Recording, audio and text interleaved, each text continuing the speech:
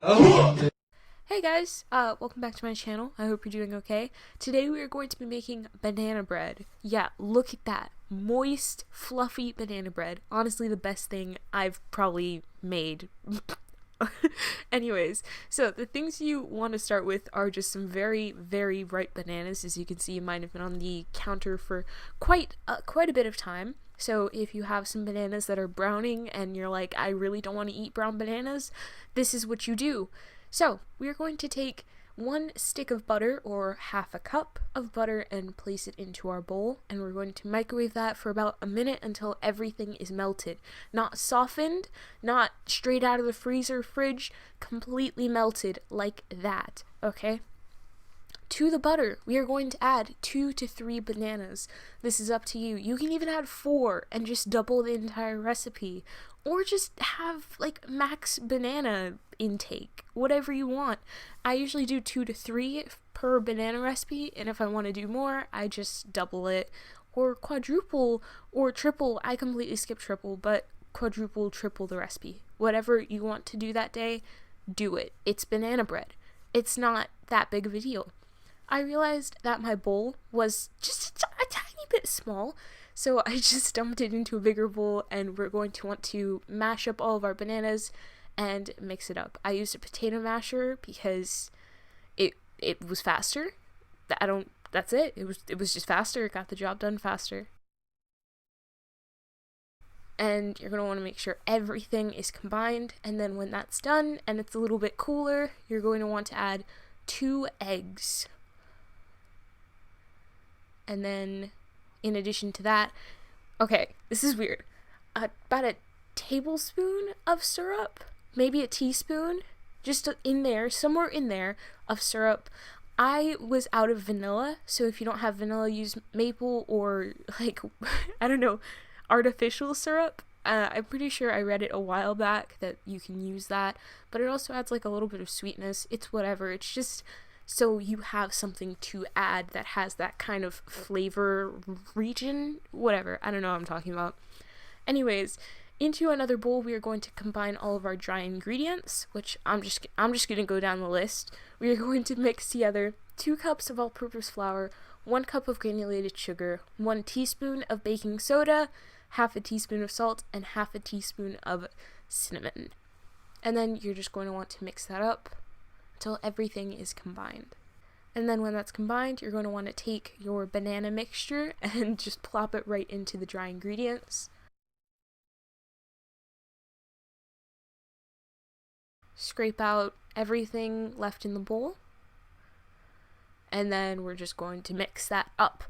Not until everything's combined. You want to treat it kind of like, not really, kind of like muffins, but just mix it a little bit longer than that, because with muffins you're supposed to leave like a lot of clumps or else you're going to over mix it, but with these you're going to want to mix it and still leave just a couple like flour mixture clumps so you don't overwork it and so it stays moist and everything. Does that make sense? Anyways, we are going to take a bread pan, I guess, and we're going to fold some parchment paper. We're gonna grease and line this so we know this will come out in one piece, because that's always the worst.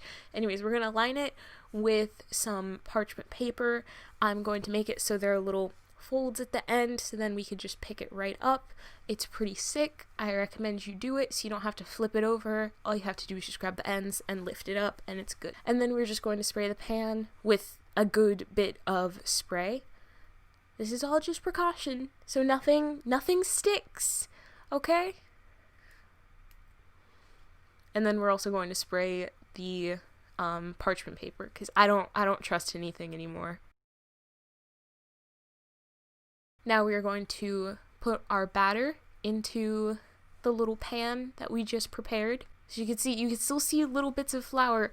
That is what you want, but you don't want like a bunch of flour, if that makes sense. You just want little pieces stuck there.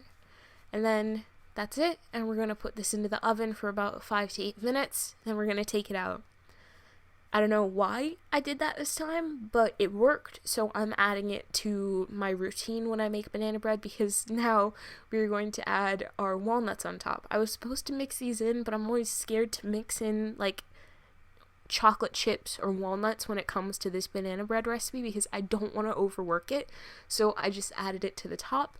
I wholeheartedly recommend doing this because it makes them nice and crispy, and then you get roasted walnuts, and it is like the best combination ever. And if you don't like walnuts, just don't eat the top. Anyways, we are going to put that into an oven that is preheated to 350 degrees for about 45 to 55 minutes. Now, I took mine out at about 45 minutes, and it was completely raw in the middle, as you can see here. That's why you always want to test it, because raw banana bread, it may seem good, but once you get to the middle, you might as well just eat the batter, which tastes good, because I have tasted it. But it probably isn't good for you as it has like 2 raw eggs in it, so I don't recommend you eat it. Anyways, I put the knife through again after an extra 10 minutes, doing the full 55, if not a little bit more, just to make sure it was okay. And it was still a little bit underdone, but considering it was still very hot, I was going to let it continue cooking, and trust me, by the time it cooled off all the way, it was completely cooked in the middle. So look how easy that came off. And now I just placed it on a nice little wooden board to make it look all cute, I guess. Is banana bread cute? I don't know. It doesn't matter. And we're going to slice our first piece. As you can see, it's kind of falling apart. But, like, ignore that. Haha. There we go. And, like, the walnuts are so good. Like, it was a risk, but it wasn't like that much of a risk. Like, I was baking in a whole new mold. This was like fine, but I have to do it again because they're not sinking at all. They're just right on top. You could pick some off if you want. They are so crispy, and oh my god, dude, they're perfect. Honestly, if I could just have the walnuts, that'd be great. And this is the banana bread. Trust me when I say this, I've been using this recipe for maybe like, oh my god, 3 years? And the only thing that I've changed is replacing the vanilla with maple syrup if I don't have vanilla at the time. It only depends if you have real maple syrup or the store-bought, whatever, fake, but it really doesn't matter. It tastes fine either way. That's it. If you guys enjoyed this video, make sure to like, comment, share, and subscribe. And I hope you guys have a good day, and I will see you in the next video. Bye!